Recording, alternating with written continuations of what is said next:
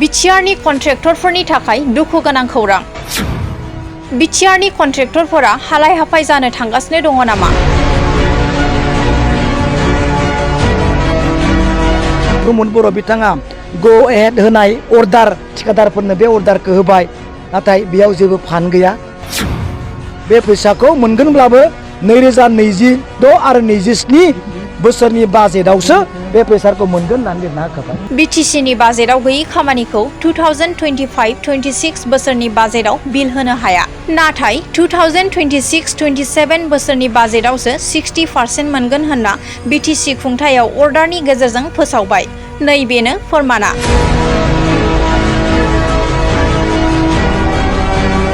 दा 26-27 बाजेटआव 60%ल' अर्डार मोनगोन होननानै बेयाव स्पष्ट लिरनाय दंखायो।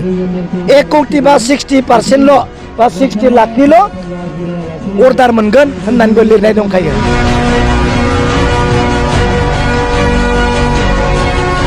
जायफोर कन्ट्रेक्टरा गो हेड अर्डार लानानै खामानि मावदोंमोन बिसोरनि थाखाय दुखुनि खौरां।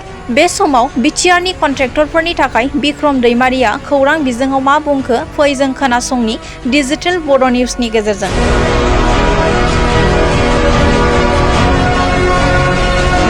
दिनै जोंहा खख्लाबारि बियाबनि सिङाव थानाय मा गामिमोन? साम' हाथाय प्राइमारियाव बेजों मोननै प्रग्राम जाबाय। जोंहा पाब्लिक एवारनेस प्रग्राम। जोंहा पाब्लिकफोरखौ लानानै फैबाय थानाय इलेक्सनाव सोरनो भट होनांगौ, मानो थाखाय होनांगौ, दा बे सोलिफु गभर्नमेन्टआ रायजोखौ बोरै थगायखो, बबेयाव थगायखो, बबे खामानियाव फेलार जाखो, बेखौनो लानानै दिनै जोङो पाब्लिक एवारनेस प्रग्राम जों खालामनाय जाबाय। दा बे पाब्लिक एवारनेस प्रग्रामावनो बे नैबे साम' हाथाय प्राइमारिनि सिङावनो थानानै आं मोनसे बिराद थिकादारफोरनि थाखाय दुखु गोनां खोथा आङो फोरमायनो नागिरदों। आंबो एसे सासे थिकादार हिसाबै आंबो दुखु मोनदों। माने बेयाव ओरैबायदि बुंदों, बिटिसि सरकारनिफ्राय मोनसे नटिफिकेसन ओंखारदों, जायफोर थिकादारफ्रा गो एहेड अर्डार लानानै खामानि मावदोंमोन, एडमिनिस्ट्रेटिभ एप्रुभ बिटिसि अथरिटिनिफ्राय एप्रुभ लानानै खामानि मावाखैमोन, सेन्ड ग्रेभेल खालामबाय, सिसि ब्लक होबाय, बान्दो बानायबाय, बिथांमोना बिटिसिनिफ्राय लानाय बाजेटनि सिङाव जुदि बाजेटआव गैयाब्ला बे बाजेट मावनायनि फैसाखौ 2026 आरो 27 फाइनान्सियेल इयारावसो मोनगोन होननानै बेयाव मोनसे अर्डार होनाय जादों।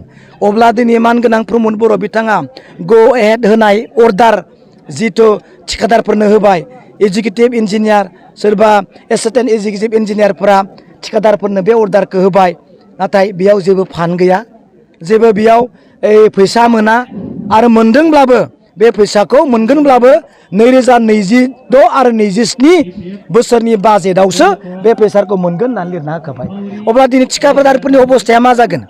दिनै थिकादारफ्रा ओरैनो बोसोरसे 1.5 बोसोर बारा नेनानै हालाय हाफाय जासिगोन।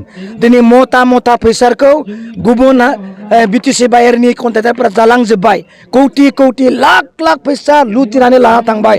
दिनै फैसा गैयै, बाजेटआव गैयै खामानिफोरखौ होनानै थिकादारफोरखौ, कन्ट्रेक्टरफोरखौ हालाय हाफाय खालामजोब्बाय। बेयाव रोखा लिरनाय दंखायो, बेयाव रोखा लिरनाय बायदि बेबायदि बुंनाय दंखायो, जायफ्रा दा खामानि बाजेटआव गैयि अर्डार लानानै खामानि मावदों बिथांमोना फैसा मोनथ'नाय नङा, आरो 2026-27 बाजेटआव 60%ल'